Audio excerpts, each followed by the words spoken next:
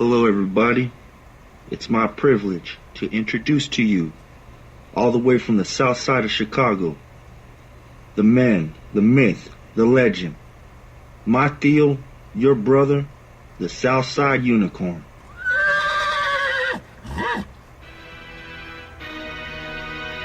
And what they're proposing, Romney wants to he said in the first 100 days, he's going to let the big banks once again write their own rules.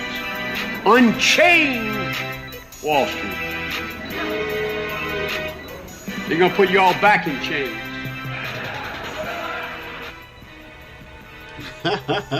That never gets old. And for those of you who do not know, that has always been the opening of this show since the beginning. Hey, that's right, it's me, Ken White, host of the Southside Unicorn Show, and I want to thank you for joining me today, because we're going to do what we always do. We're going to do it again. We're going to have some fun, shall we? So I hope you're where you want to be. I hope you're doing what you want to be doing, because obviously part of what you want to be about is listening to the Southside Unicorn Show, and thank you very much. So now, we're going to do it the way we always do it. There will be no video. The revolution will not be videoized, if you know what I mean. Sometimes the best thing you can do is just listen and talk to each other and listen to another person. You know, how does the song go? Talk to me so you can see what's going on. That's right. Kind of ironic that he would say, talk to me so you can see.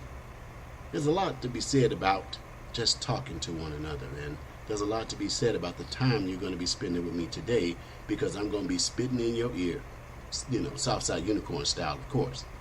Now, look at here. If I did not start this show talking about the Avengers Endgame, well, I wouldn't be on my game now, would I?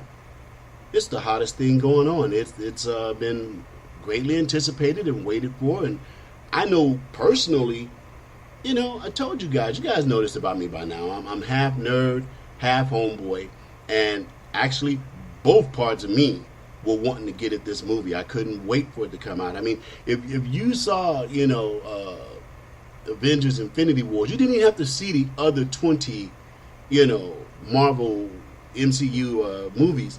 Just see those two. Oh, correction, you know, the Infinity Wars. And you would be waiting for this one. Well, sat down in the chair, took the ride. Boy, what a ride it was. For those of you who've already seen it, you can relate. Out of respect to those of you who have not seen it yet, I'm not going to do no spoiler alerts, because I learned my lesson real quick. Look at here. There was some cat, I think it was in Boston somewhere, or the UK or whatever. I'm going to look into it a little bit more. But this fool was standing outside of the movie theater screaming out, you know, parts of the movie. My good friend Mo Kelly schooled me and said, well, Kenny, that's not technically a spoiler alert. I guess it's got to come from an official source. So I called it a spoiler alert, and I'll correct that. But this dude was screaming out, you know, parts of the movie while people were waiting in line to see Avengers Endgame.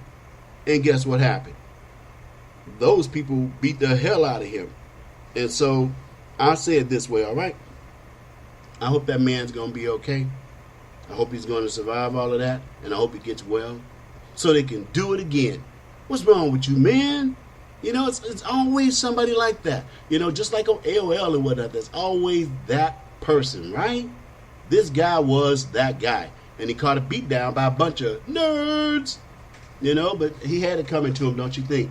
You know, in China, and I'm amazed they even showed Endgame in China, but, you know, China is quickly becoming something a little bit different than a socialist society, even if they don't know it yet. So, yeah, Avengers Endgame played in China, and a fan was hospitalized after crying uncontrollably. Let me read you a little piece of it. The 21-year-old who got emotional during the movie was not able to control her tears and experienced chest pains, muscle spasms, and numbness in her hands and legs. She was then rushed to the emergency room. Well, you know what? I look at it this way. If back in the 1960s, girls could be crying over the Beatles, if And, now we can just kind of delete it, but it's still true. If girls were screaming and hollering over R. Kelly, I guess it's okay for you to have a little chest pains over Avengers Endgame because the title is just. The title fits the movie. And let me posit my part on it. As I'm watching it, I must admit, I have never seen a comic book movie, a fictional sci-fi movie, where it actually, it could be a tearjerker. I'm gonna own it. All right, fine. Little water formed up in the corner of my eyes on certain scenes because when you see them, if you are able to translate it into the now, the messages, because that this stuff is all messagey. It's got a lot of that in there because of its creator. So there's a lot of message in there for everybody, and it's a good movie. So prepare to get yourself over there and check it out. But now look at here. Let me just give you some factoids because that's the fun part about having a talk show. You sit there, listen, I talk to you, and I hope to impart some knowledge on you when I'm talking, so that you can go spread it on to somebody else. All right, Avengers has already broken records. $1.02 billion US dollars in one day. Come on, y'all. That's $1 billion. These are becoming nations to themselves. It's incredible. Now, here's another factoid for you. How long would it take if you decided to sit down and watch all of the MCU Avenger movies from the first one to Avengers Endgame? Well, you'd have to be prepared to give up almost 2,886 minutes of your life, sweet pea. That would come out to about 2 days if you did all the little math. 60 divided into 2,800 minutes times 24 times and you'll get about 2.5 days worth of watching. So that means if you came home on a Friday afternoon and just started having at it, you might be done by Sunday evening. But you'd be up for almost 2.5 days, and you would be electrified because they really did a good thing. They did a number on this MCU situation. There's some other records that were broke with it. There's only 2 other movies. Because see, when I looked at it to see where it was playing and what's going on, you look at all of the different theaters and drive-ins, and they have their little marquee up saying this and that. Every theater, every slot of the drive-in was playing Avengers Endgame. And I thought to myself, I'm like, when have I ever seen that? When have I ever seen that? And I don't think I really have. But I, obviously for you and for myself, I did some checking. So here it is.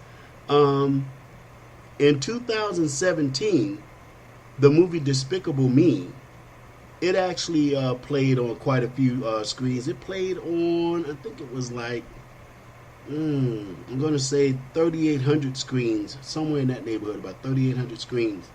And that was, a pretty good number, about 4,500 screens, give or take. And in 2018, Jurassic World, The Fallen Kingdom, it played on about 4,300 screens. So that was, it has happened on times when the marquee has been full with a movie, but not like this. Because Avengers Endgame actually played on 4,600 screens.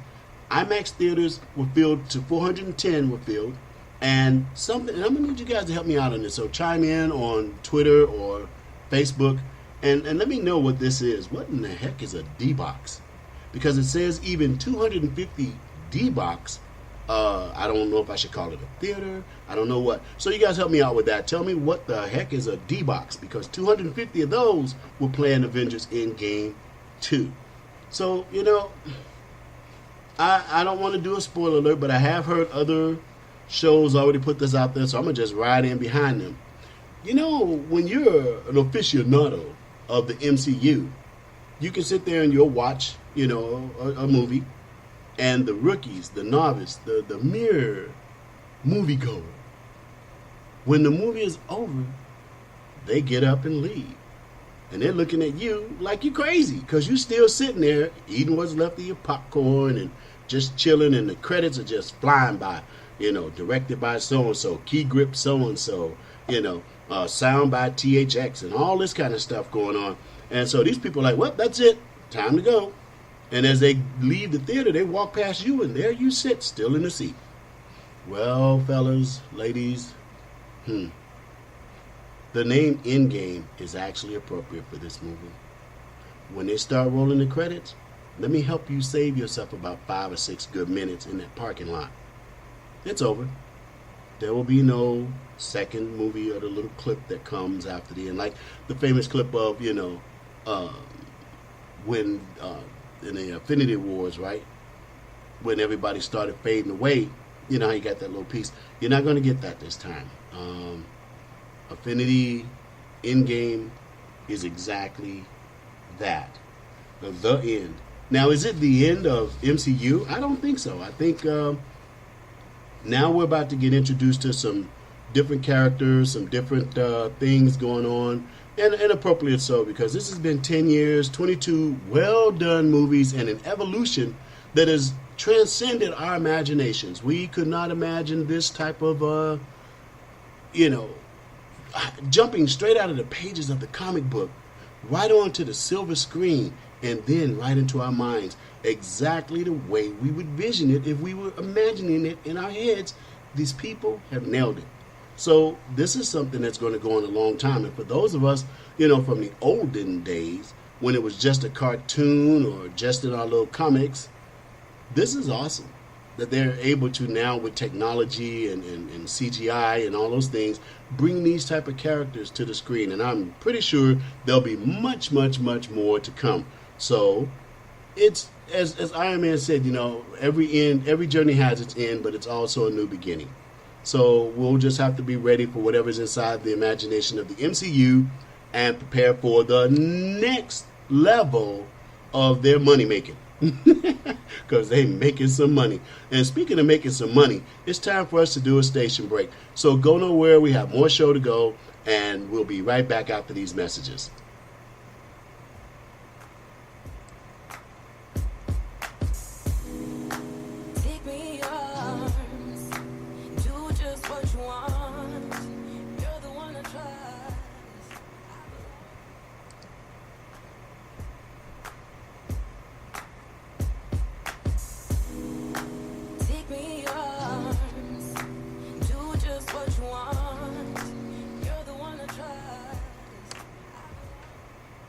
Hey, I'm back.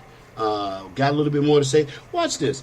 Okay, there's so many people on this planet and so many people living and dying. And, the Avengers Endgame kind of brings that to mind because, there's a lot of living and dying going on in that movie. So it kind of, it broaches on the idea of our mortality. And it seems that we're either going to run out of real estate when it comes to the remains of our loved ones, or we're going to have to come up with something more unique to take care of all these human beings that leave us a little something when they leave, aka corpus delicti. There's a new science out called the natural human organic reduction process. I'll say that again because when the name is that long, it's got something going on with it. It's called the natural human organic reduction process. What that means is, ladies and gentlemen, in the old biblical sense where it says ashes to ashes and dust to dust, in a cremation you turn into ashes, right? That's cool. Well, with this new process, they can actually take the human body and turn it into compost. Turn you into mulch. Turn you into something that you can then plant flowers with. Plant some greens in it, or some tomatoes, or even some okra, Could you imagine? Grandma always liked okra. So if you lay it down and plant some seeds on it, she'd probably be pretty happy, huh?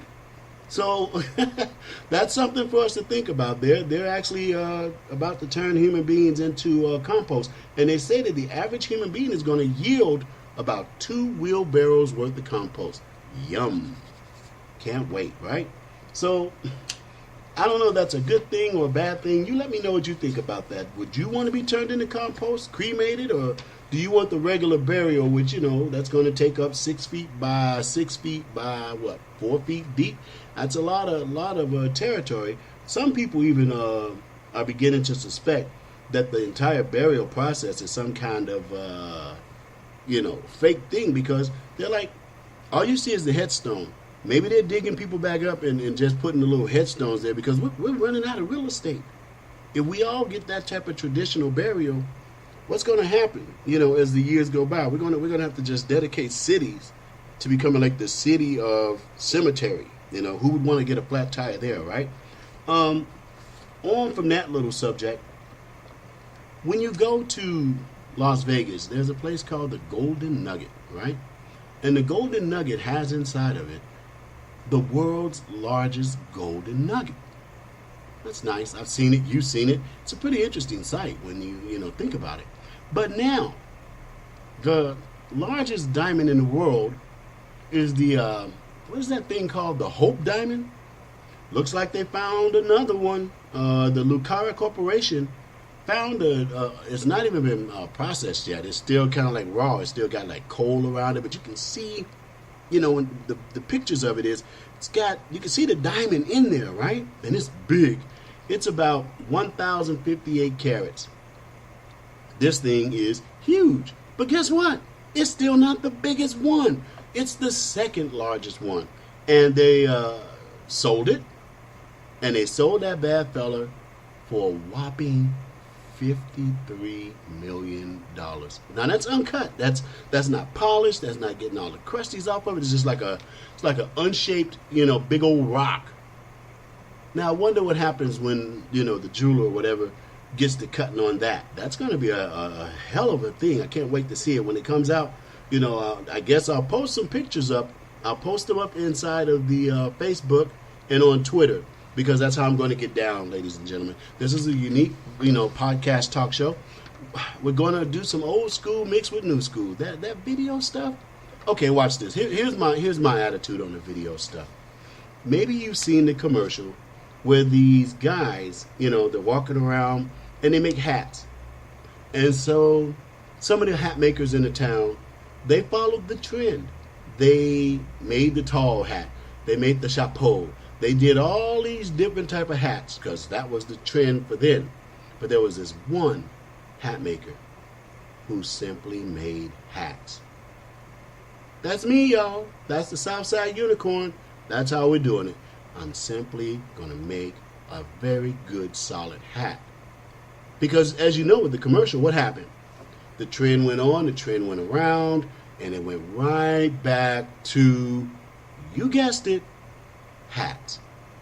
So I'm going to stay right here, and I hope you stay with me and get some good fun out of this, because this way, you're washing your dishes. You're doing whatever you want to do. You're walking the dog. You're upstairs folding clothes out of the washing machine. You're at the park watching your kids practice. You're driving down the road and all that traffic. And you're listening. Your hands free. Your eyeballs free. Your eyeballs free. There it is. I think I'll go with that. Eyeballs free, So that's how it's gonna be around here. And I want to do a shout out to some more people. Thank you to, because you get the analytics for the show, and am I blowing my own horn? Maybe I am. Maybe sometimes you have to. Thank you to Taiwan. Thank you to the Philippines. Thank you to the United Kingdom. Starting to pick up a lot of listenership around the world, not just here in America. I mean, I got some good analytics out of America. You guys are absolutely awesome. Thank you for that. But this thing is starting to pick up worldwide, and I look at it this way. Sometimes you know your destiny like you know your destiny, and if you don't, figure it out. Because sometimes your assurity about who you are and what you are is tied to your belief in you and knowing exactly who you are. I believe in what I'm doing, and I believe you do too, because I look up and the membership is growing. When you hear this show, go back into Spreaker, look at the membership part, and join. Add your voice to the numbers. I need your numbers. I know you're out there listening. If you don't donate to the show, that's fine. But you can donate your effort. You can click like. You can go ahead and join. add your voice to my voice so the voice gets even louder, okay? Because it's like, like with Bohemian Rhapsody, right? Those cats started off small. They were doing their thing, but they believed in themselves. They had some talent, and it obviously has to improve and polish and refine. But there's a certain essence, a certain thing about everyone that we gravitate to. I believe with all my heart there's going to come a day when people are going to look back at these old shows and go, I used to listen to him way back when, like Curtis Blow. People would listen to Curtis Blow and Nipsey Hussle and all the rest of them when they were selling tapes out the trunk of their car. Well, this is me selling tapes out the trunk of my car. You might as well get in on the ground floor and be able to say, I supported that show way back when. Because, we got our luminaries and whatnot that are doing talk show, the traditional ways and whatnot. But a lot of them, they're 70 years old. A lot of them are going to eventually have to drop the mic. Now, there's the polished, standard people who are going to roll up in there. But I kind of put myself in the vein of Petey Green and Rush Limbaugh. There are people who didn't necessarily go through the pedigree of it, but just simply have it. I'd like to think I'm one of those people. So, I want to say thank you to everybody out there that's doing a lot of support. There's a bunch of people on Facebook and Twitter that I was going to try to let them do free shout outs today, and then I ran into a slight technical glitch. I don't like letting things get too technical, but I had to respect this particular idea. I want you to send your MP3s. I want you to send your questions, your statements, your shout outs, and we'll incorporate them into the show, because being a podcast show, we have the ability to do that. We can add your voice in, but I ran into a glitch. For those of you who sent me so much stuff, we'll probably try to do it next week, because, and I know you're listening right now, you have to put something in language in your email to me that you are indeed the person on the MP3, that you're giving your permission freely that it be used, and understand that there'll be no compensation or monetary gain from your facsimile, your voice being used. Now, I can go back in there and put like a technical disclaimer in there, but then that gets me into bougie land. That gets me into all that technical stuff. I trust my audience, and I'm sure you trust me, or you wouldn't be giving me your time right now. So when you send your MP3s, just go ahead and add a little disclaimer of your own in your own style that covers those topics. One, yes, I am the person portrayed in the MP3. Two, I give my permission for this MP3 to be used as the Southside Unicorn Show sees fit. And three, I understand that there'll be no compensation, and I have not received any compensation for the use of my MP3. If you can get that attached to your email when you send your stuff, it'd be greatly appreciated, and we'll add you into the show, and then you get your family and friends around the, whatever it is you're listening on, and boom, there you'll be on the Southside Unicorn Show with your words, your ideas, your thoughts, your questions coming out on the show. So again, thank you for that. We'll get on to that next week. But I will answer this one question for one lady, because she, follows me, and she saw that and this is why the Southside Unicorn Show is so cool, ladies and gentlemen. You gotta participate on Facebook or Twitter, and then listen to the show, because there's some stuff be going on. Okay, one of them is, on Facebook you can go m.me/Ken White 4444. That'll get you into the messenger part of Facebook. Or you can follow me on @Ken White 4444 on Twitter. Because, case in point, about 2 weeks ago, I put up a meme, and the meme said, my God, what does Donald J. Trump have to do? Does he have to go out and buy a black robe just so he can do the job that we elected him to do? Now, she hit me up with, what do you mean by that? Why would you say that? And I'm like, because I'm tired of all this legislation from the bench. Every time our president makes a decision, boom, here comes some judge from the Ninth Circuit or wherever, and they're telling him what he cannot do as president using the bench. And I said, the bench is corrupt. Some of it, not all of it. And I said that musingly about the robe, and I told her, I said, watch. In the next week or so, you're going to see judges literally rebelling against the office of president. This is how far left this thing has gone. Well, guess what? Honey must have got sprung because we got a judge. This lady, she was adjudicating this dude, right? And I'm gonna put her on blast. Let me just put her on blast. I'm gonna try not to, I try not to mention the listener's name because that I don't want to do right now until we get all those disclaimers out the way. But this judge in Massachusetts, her name is Shelley M. Richmond Joseph. Okay, she got arrested. She did the perp walk. You know why she did the perp walk? Because she is guilty of obstruction of justice. I guess she must have been hoping for the what do you call it? The funky cold Medina or something, because Joseph Medina Perez, who was in her court, an illegal alien who had been arrested several times before, she let this man run out the back door of her court because, see, ICE has to work twice as hard now. They really are on it because of this social breakdown that we have in our communities where they're not welcome. But they knew that Mr. Funky Cole Medina, a.k.a. Joseph Medina Perez, was going to be released because that's how this judge got down. She was going to let him go back on to us. A judge of the United States of America was going to let an illegal alien who had committed crimes. He committed the crimes because he's in her courtroom. And she was going to let that man go back on us again. So ICE was outside waiting on him. They were going to, they're just going to go and get him. What did she do? She let him run out the back of her court. Well, Donald J. Trump has had about enough. She got arrested. Judge Shelley M. Richmond Joseph got arrested and did the perp walk. I have friends in Maine, Sanford, Maine, as a matter of fact. And when I would go up there to visit them as Maynards, they had a name for people who live in Massachusetts. And I just laughed. I couldn't understand. I'm like, man, that's cold. They call y'all Maynards. They're like, yeah, but we got a name for them too. Those who live in Massachusetts. And when I think about what this judge did, what she was prepared to do to us, I can see why they gave them that name.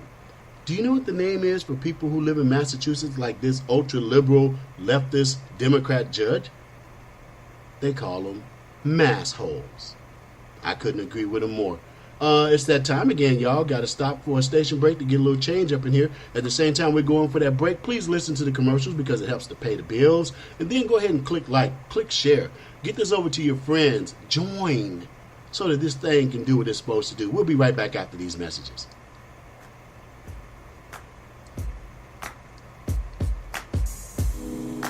Take me in your arms. Do just what you want. You're the one I trust. It's Joy Villa, and I'm reminding you to tune in to the Southside Unicorn Show, hosted by my friend Ken White. Do just what you want. You're the one I trust. I belong. Hey, I'm back. And that was my friend Joy Villa giving me a little bit of love and that little shout out right there. She is an awesome human being. I rarely run into someone of her ilk. I get to use that word, ILK. You don't get to use it very often, but I got to use it right now. You very rarely run into somebody of her ilk. She is vibrant. She is alive. She loves people genuinely, and she is so intelligent. She speaks multiple languages, one of which I think is Danish, or she'll set me straight when she hears the show. I think it's Danish. She can do that, the flute, and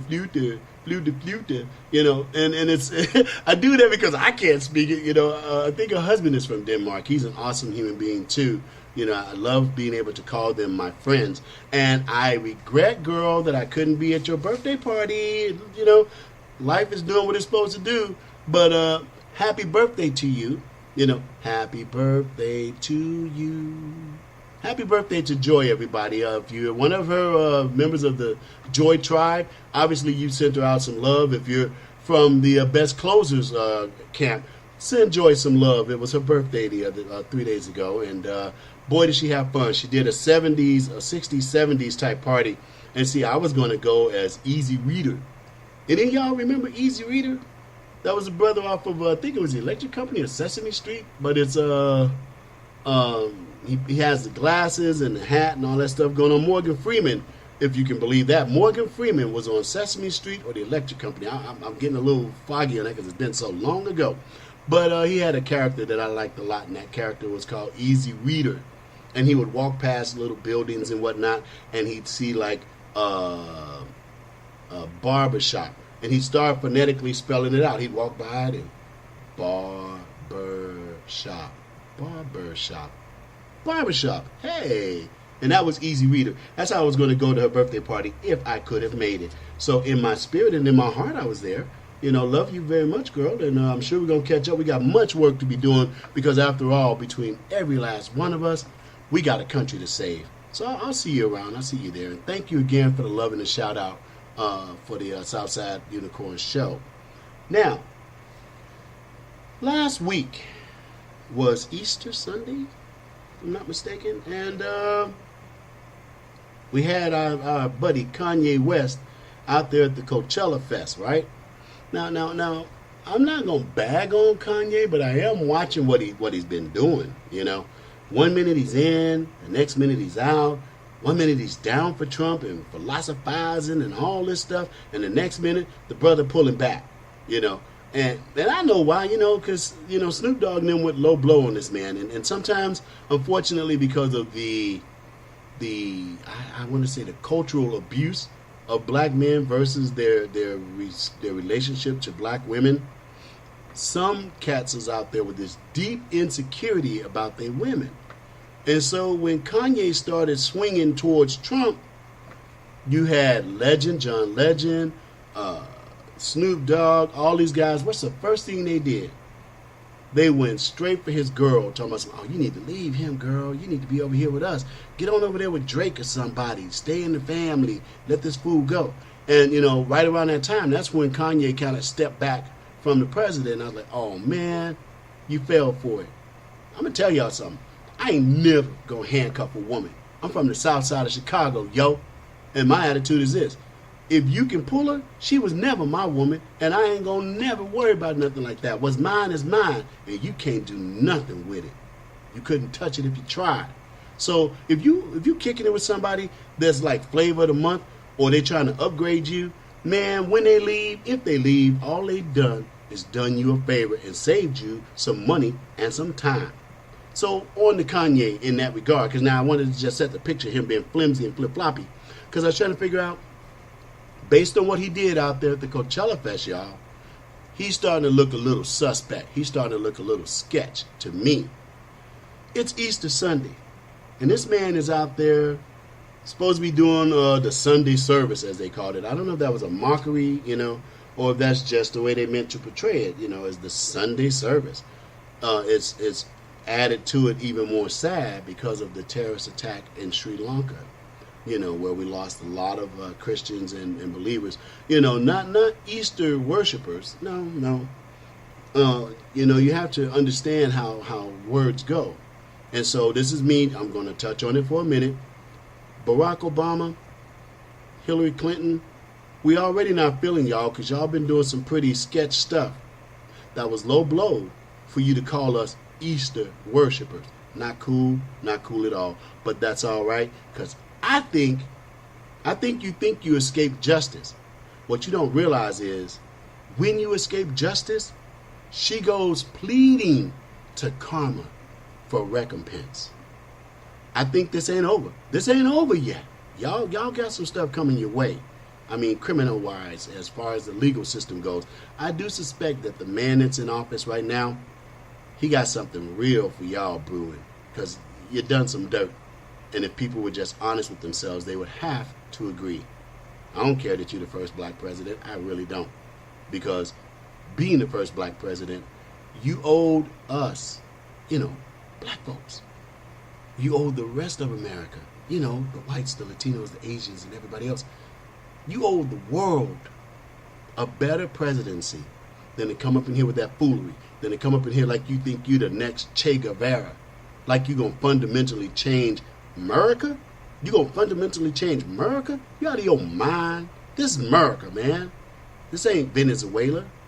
I guess you got your geography screwed up, but that's all right. Back on to Kanye, yo. This cat, so I'm like, what's up with Kanye? What kind of tip is he on? I think he thought that Donald Trump was a hustle. I think that's probably why he got all up in there, because he figured, oh man, this is going to be a big caper. You know, this is going to be one of the biggest capers pulled on America ever. This dude is, you know, gaming.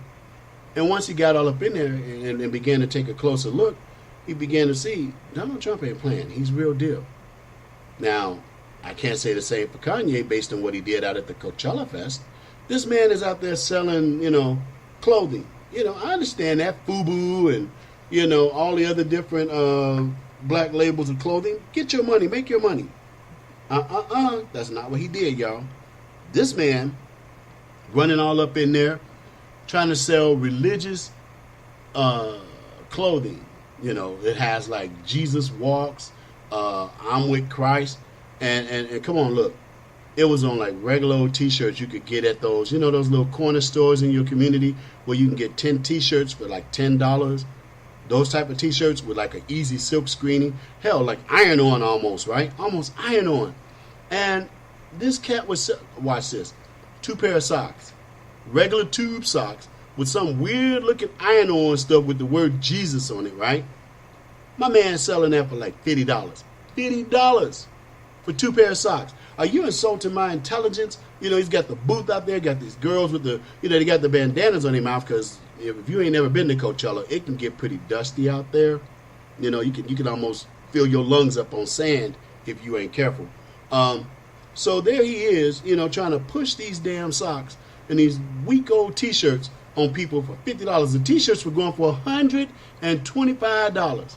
Now, I know Amazon's out there selling water and Amazon's got a phone repair booth and all that. You know, you're out there to make some money because a lot of money exchanges hands at Coachella. But let's keep in mind, let's keep this in perspective. It was Easter Sunday. They called it Sunday service. Kanye breaks out with all this religious gear that the way he presented it, y'all, the way it came off the market type of thing, it was as if though he was mocking religion. So, you know, a lot of the fans actually, you know, I kudos and chuck up to some of the fans because they had at him about it. They were like, "Yo, dude, that ain't really cool, you know.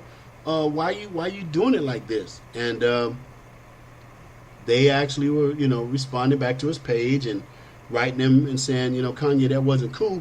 And you know, following that thought, they always hit him up with the WWJD, you know.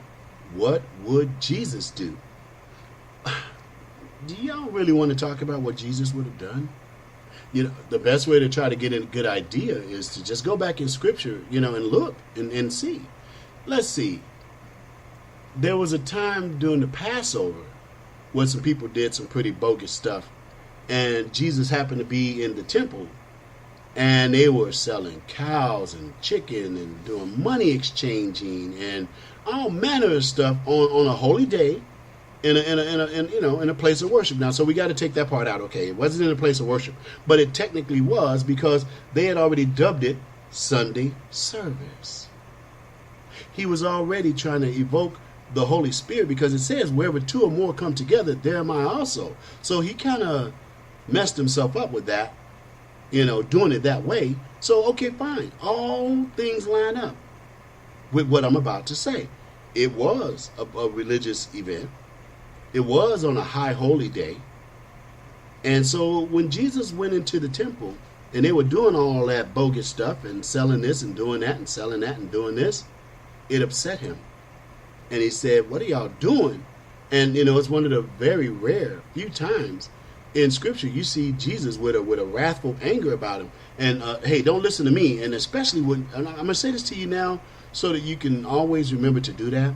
If somebody open their mouth about the Bible, about God, and then they cannot quote you the Scripture upon which they're relying, you might not want to mess with that, okay? Or you go check for yourself. Check in a New King James Version Bible. and read it for yourself. So I'm going to give you the scripture that you can go to. It's called 2 John chapter 13 through 22. And to answer the question, what would Jesus do? Well, y'all know what he did. He went up in there and he tore that place up. He was flipping over carts. He was letting loose chickens. He was whipping people. Broke out a whip. Now, can you imagine what happens to you when Jesus whips you? He whips you. And based on the way Kanye West was trying to treat the people at Coachella Fest on Easter Sunday with that weak, tired, bogus material, literally all but mocking God, he needed a whipping too. You know, Kanye, 1 minute I'm in your corner, the next minute I'm not. Because 1 minute you in your corner, and the next minute you not. What was that, bro? Why'd you have to do it like that? That was bogus. And from what I understand, sales didn't go so good for him. So all the better on that. So I guess in closing, to answer your question, what would Jesus do to Kanye West? He whooped that booty is what he would do. All right, y'all. It's time for another one of them breaks. Got to go ahead and do it. Drop them chips down. Hey, while the commercials are playing, this is a good time for you to retweet the show. Click like. Hey, drop some money down because you got the site right there. Every little bit helps for the Southside Unicorn Show. And we do appreciate having you here with us today. And we'll be right back after these messages.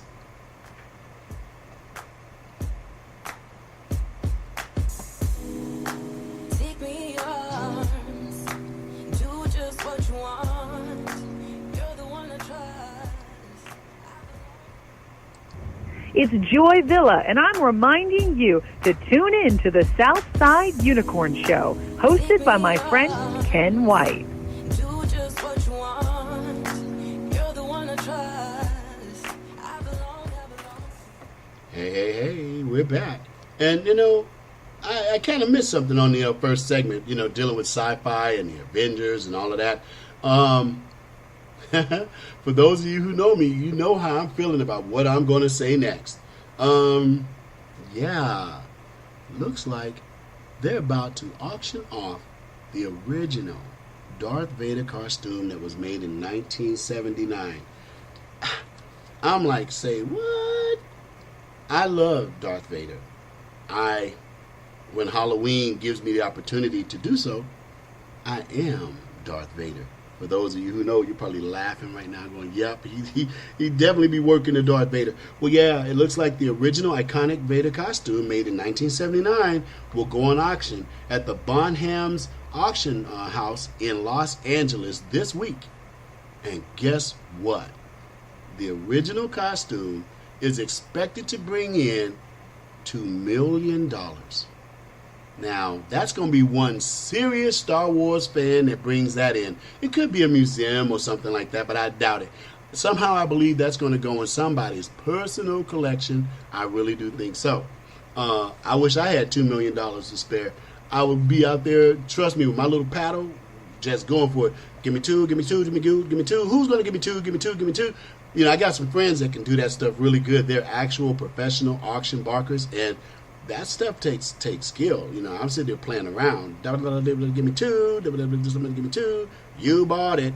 You know, I can play around with it, but man, if I could get one of them on my show one day, you'd see what they call it chanting. Yeah.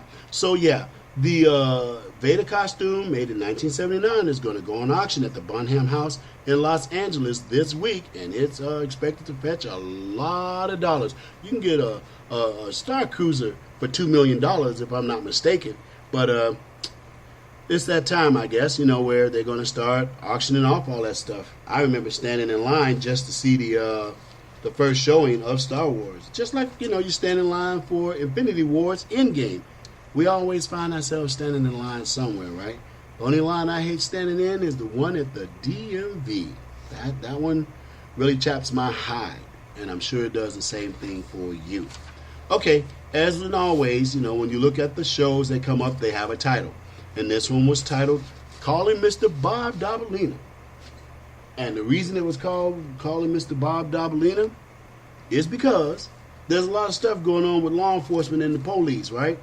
So this is one of those times we're going to focus a little bit on law enforcement situations and, you know, all that good stuff. Check this out. You ever seen those police movies where the suspect is sitting in the chair and he just like killed a cop? You know, action movies, and the killer of the cop is sitting in the chair with a smug look on his face. So the partner of the slain officer is in the interrogation room, which is a mistake in the first place, but he's there. And so what does he do? He gets up, he hauls over to the suspect, and he starts beating the hell out of him. And what does that do? It causes, you know, mistrials and all that for the sake of the show, action, drama, you know, passion. I've always said it, and you'll see me say it many times in the future. Does art imitate life, or does life imitate art? You be the judge. No pun intended, given what happened to the last judge. Well, here's another judge. This is Judge DeMarco out of Monroe County Court. He had to declare a mistrial on a dude that, now watch this, they got videotape, they got everything on this dude, okay? They had him to the rights. They had him dead to the rights. A gentleman named Joseph Boykin Jr. bust caps on another brother, you know, some more of that black on black crime, you know, the one that has our stats sky high, where there's over 10,000 black men who die every year, you know, at the hands of cats like Joseph Boykin Jr.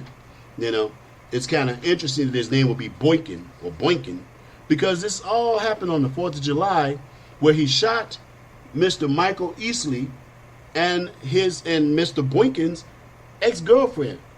Maybe he got mad because now, you know, Mr. Easley's name turned into Boykin. But that ain't no reason to be doing what he did. So now I digress. This man is on trial, y'all. He's in the courtroom. They got the videotapes. They got all that stuff going on.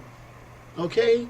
And come on, he's on his way to jail. Because, you know, sometimes, let's be real, you can have a shooting in a black community in the inner city, and there are no suspects. There's nobody going to jail, and ain't nobody talking either. Well, this is one of those times where we actually have the man, Joseph Boykin Jr., is in court, on trial, ready to go down. And what does his defense lawyer, because, you know, that's one of the beauties about America, y'all. Whether you are a burger, it don't matter. You are entitled to a speedy trial and vigorous defense from our legal system. So his public defender sitting out in the courtway, and what does he see? He sees three of the jurors, three of them, talking to the family of the murder victim. One of them even went so far as to blow a kiss in the direction of one of the family members of the murder victim. Oh boy, you better bet he ran and took that to the judge. Hey judge, guess what I just saw? Well, they played the tapes back in the hallways of the court, and they surely saw it.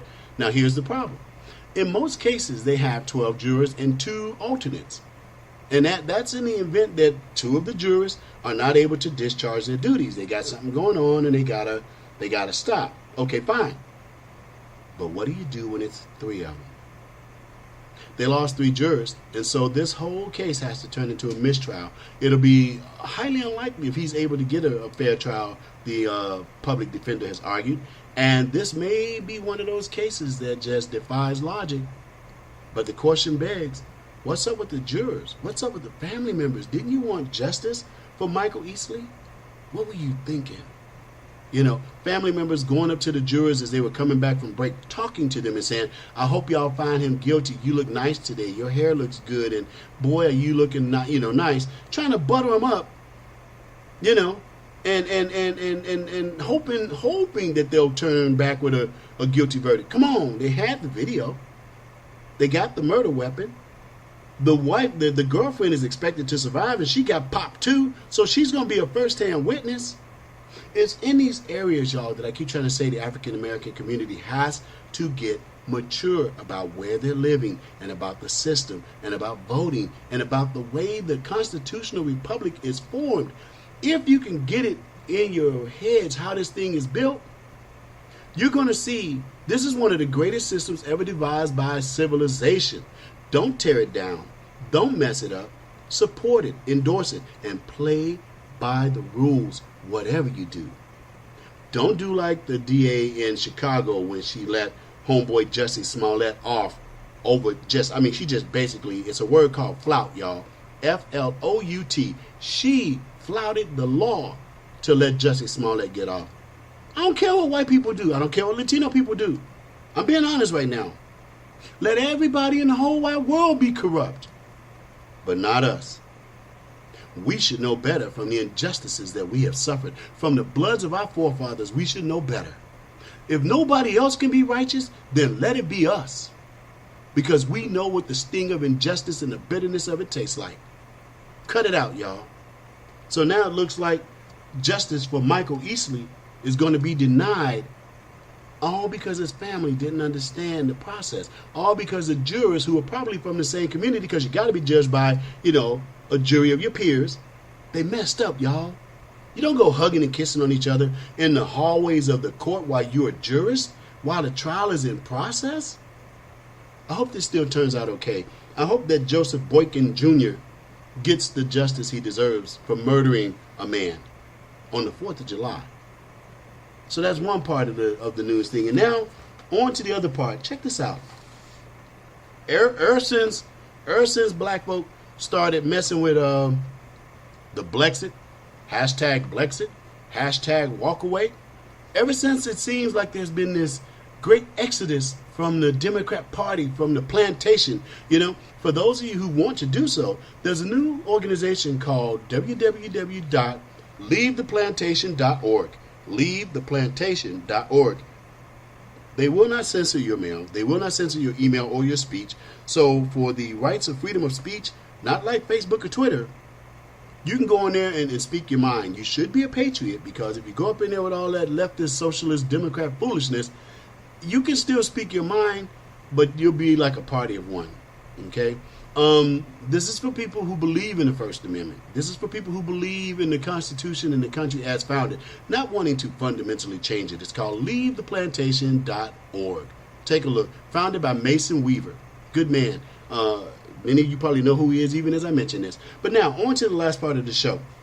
Look, ever since that exodus has happened, there's been a strange phenomenon happening in our society that most people don't even understand. I don't understand it, but it's true. It's starting to happen. It seems that the police, Mr. Bobdabalina, is being called on African Americans more and more with bogus and fraudulent calls, and some of them have ended in the death of African Americans. So in Grand Rapids, Michigan, it looks like, and this article was written by a guy named Woods from CNN, but it's still a true story. I checked it out. It looks like they're about to make it illegal for you to, call the police on a black person. That's a dangerous precedent. That even makes it even worse. That's a double down on racism.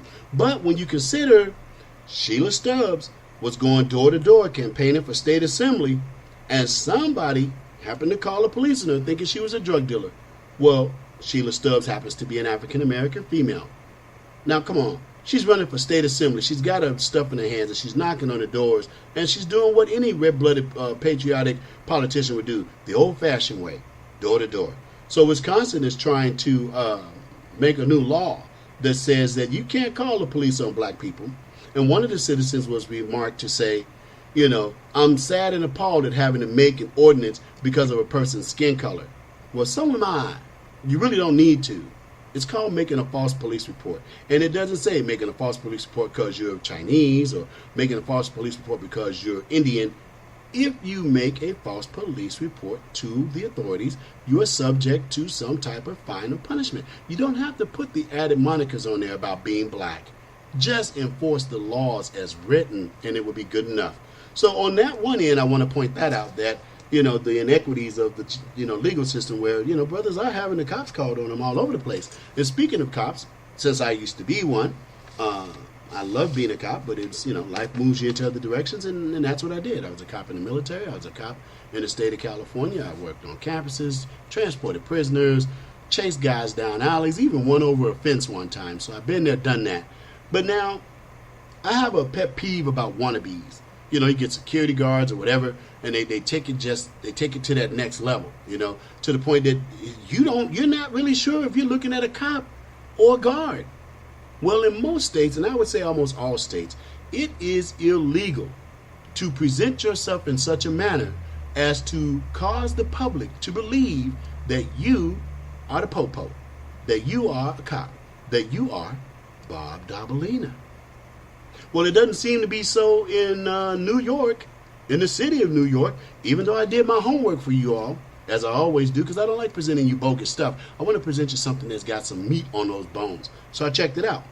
New York Penal Law 190.26, Section 215. It says that it is a felony to try and make others submit to your authority while wearing a uniform and a badge, lending the idea that you may be a cop. You're supposed to get arrested right on the spot. It's a felony. Evidently not, because now in New York, there's this new thing called the Muslim Community Patrol, MCP. Come on now. And what are these guys doing? There's about 30 of them, that are in this patrol thing. And they run around in cars that look identical. How did that guy say to my cousin Vinny? Identical. Two of the same cars, same green paint, right? No, come on. These guys are rolling around in patrol cars that look just like the New York State Police Department, or correction, the New York Police. When you look at the patch in comparison, the patch is exactly the same colors, design, shape, nomenclature. The only thing that's different is where it says New York Police, it says Muslim Community Patrol, both in English and in Farsi. And they roll around and they enforce Sharia law in New York, walking up to American citizens who might have, okay, you know how you go clubbing? You know how, what is it on the song? In New York, da-da-da-da-da, to make it. Right? One of my favorite songs. If you're having a good time on a Friday night, you having to come out with a little air about you, the MCP will roll up on you and try to gaffle you because you had alcohol. Alcohol. You drink alcohol. And they walking up to regular American citizens. You know how sometimes the cuties like to look real cute, so they got the dress, I call it the little black mini dress. Oh, dude, they walking up to the young ladies and tell them, why you dressed like that? You should not be dressed like that. This is getting out of hand, y'all. There's about 30 members of this patrol, and the Muslim director says that they are there to protect the rights of Muslims who are under attack in America, and that they are the patrol on steroids. They're the Muslim patrol on steroids, unlike the ones in London or other places. Look, we got to handle this one. I don't know what's wrong with y'all. You're supposed to take those cars, impound them, and destroy them. You're supposed to arrest everybody in the car for pretending to be a police officer. If New York, if you don't know your own law, I'll say it to you again. New York Penal Law 190.26, Section 215. Anyone who tries to make others believe by behaving or by dressing in the form of a law enforcement officer, it is a felony. Let's kick the ballistics here, brothers. The Black Panthers didn't even wear no police uniforms. They didn't even drive around in cars that even looked asimilar to law enforcement. They just wore black leather jackets, black sweats, and black berets. And the FBI shot up their building so bad that the building almost fell down for lack of structure. We tried to police our communities. We tried to protect ourselves from injustice. And all we got was injustice. And now you flash forward in the very city that is ground zero for one of the most horrific attacks that ever befell America? You flash forward from that ill-fated day, and now you got cats on the Muslim Community Patrol running up, stepping up to Americans and telling us we can't have a drink, we can't wear these clothes, you can't have a dog, you can't eat ham, you can't do that in this part of New York. Man, we're supposed to gaffle them. I'm serious. I'm trying not to raise my voice. We're supposed to be handling this. This shouldn't even last longer than you got the broadcast to know what's going on in case you didn't know what's going on. So yeah, call him Mr. Bobdabalina, Mr. Bobdabalina. It's time we do something about that. This is getting out of hand and we cannot let it go. Oh, it's that time, y'all. I've had a great time with you all. Thank you for listening to the Southside Unicorn Show. This is your host, Ken White, and we will do this again. You know, that thing we always do, called having fun.